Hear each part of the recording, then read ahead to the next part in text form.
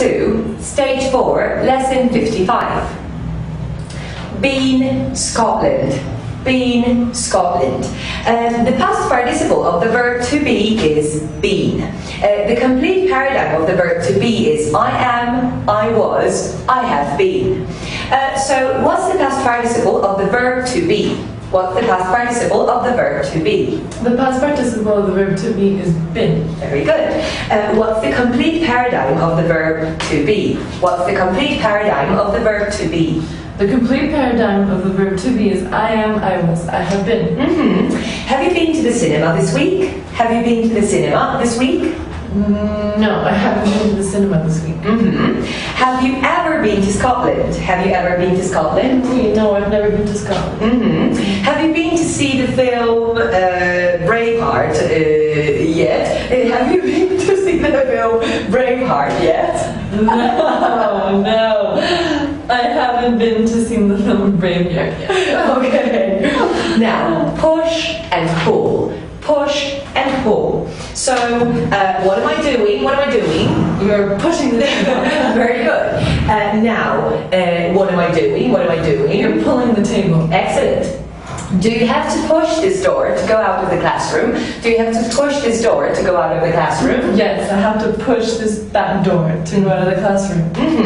Is this table too heavy for you to pull into the next room? Is this table too heavy for you to pull into the next room? No, it isn't. It isn't too heavy for me to pull into the next room. Now, interest, bore. Interest, bore. What's the opposite of the verb to interest? What's the opposite of the verb to interest? The opposite of the verb to interest is to bore. Does mathematics interest you? Does mathematics interest you? No, mathematics doesn't interest me, but it bores me. Okay. Does TV ever bore you? Does TV ever bore you? Yes, TV sometimes bores me.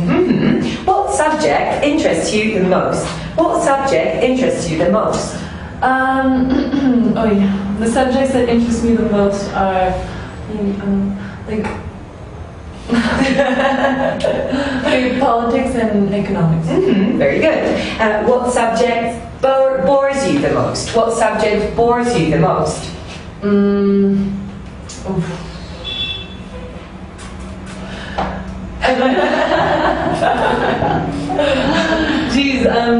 Theology. Okay, very good. Theology bores me the most. Okay.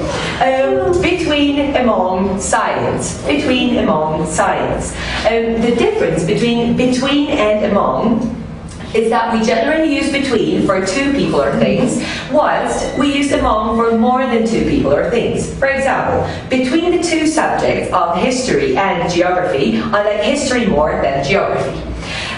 Whilst among all the subjects I study at school, I like science the most. Yes? So what's the difference between and among? What's the difference between and among? Okay, the difference between and among is that we generally use between for two people or things, whilst we use among for more than two people or things. Very good. Hey, can you give me some examples, please? Okay. For example, amongst all the subjects I studied at school, I liked politics the most. Very good. Okay. Anything else? Yeah, between. Okay. Between economics and political science, I liked economics the most. Very good. Is there anybody sitting between you and me? Is there anybody sitting between you and me? No, there isn't anybody sitting between me and you. Among all the subjects you study at school, which do you think is the most boring? Among all the subjects you study at school, which do you think is the most boring? Okay, among all the subjects I studied at school, citizenship is probably the most boring. And among all the places you've ever been to, which do you think was the ugliest? Among all the places you've ever been to, which do you think was the ugliest? Okay, among all the places I've been to, I think Gatineau is probably the ugliest. Okay. Now, among all the things on the table, are any yours? Among all the things there are on the table, are there any yours? Okay. Among all the things on the table, this book is mine. Very good. Now, future intention, to be going to. Okay? For the future intention, we use the words going to.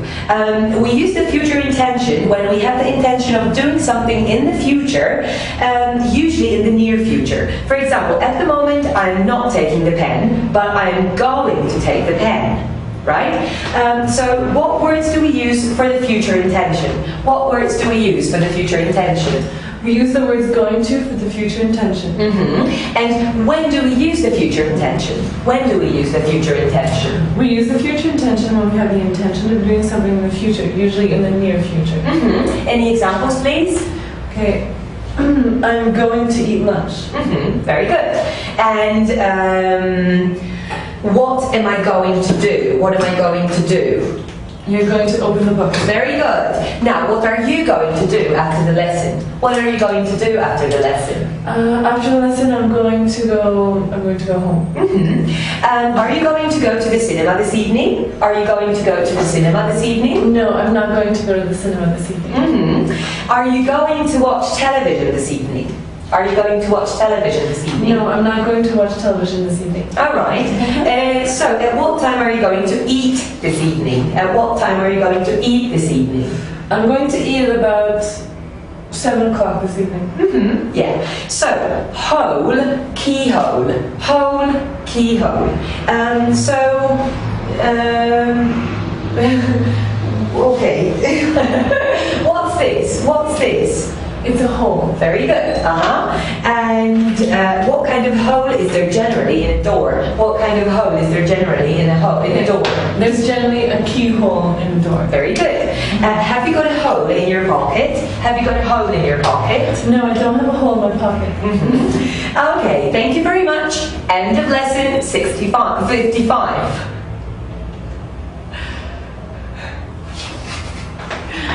Oh my god, I don't know if it's